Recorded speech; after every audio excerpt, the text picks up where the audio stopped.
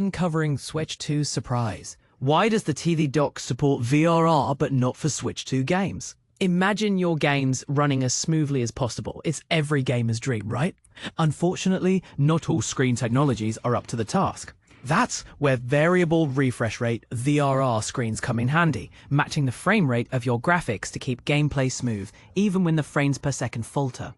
The Nintendo Switch 2 is equipped with a VRR display, and initially, Nintendo touted that the Switch 2 could take advantage of VRR on compatible televisions. But here's where it gets controversial.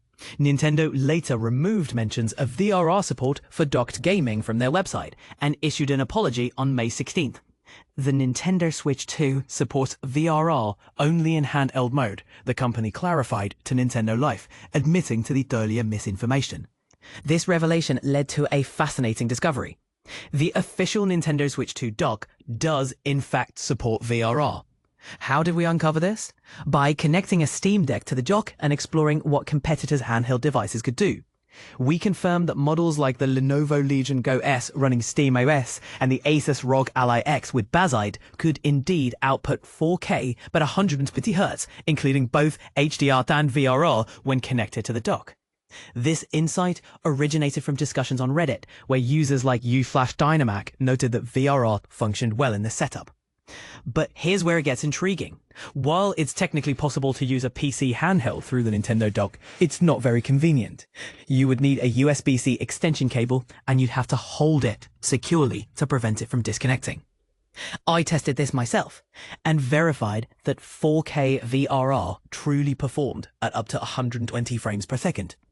Using the open source VRR test tool, I carefully adjusted the settings and confirmed that frame rate fluctuating between 48 FPS and 90 FPS remained consistently smooth on my TV. So why isn't VRR available for display through the Nintendo Switch 2's dock? VRR support could enhance the gameplay experience for titles that struggle to hit 60 FPS consistently, like Cyberpunk 2077, or even games that occasionally dip just below that mark, causing noticeable stutters. My take? Nintendo may feel that the Switch 2 isn't mature enough yet to support VRR on the big screen effectively. Digital Foundry highlighted some concerns last month about VRR's performance in handheld mode on the Switch 2, pointing out issues such as uneven playback in Cyberpunk 2077 and No Man's Sky. According to Digital Foundry's Rich Lee beta, though the feature is present, its implementation hasn't quite met expectations. So, could it be that Nintendo misjudged the readiness of the dock's VRR feature?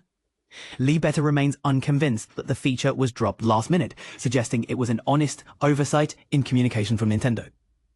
As we continue to uncover the quirks around the Switch 2's launch, like its limited USB-C video output and webcam compatibility issues, one thing is clear: Nintendo has a lot to address.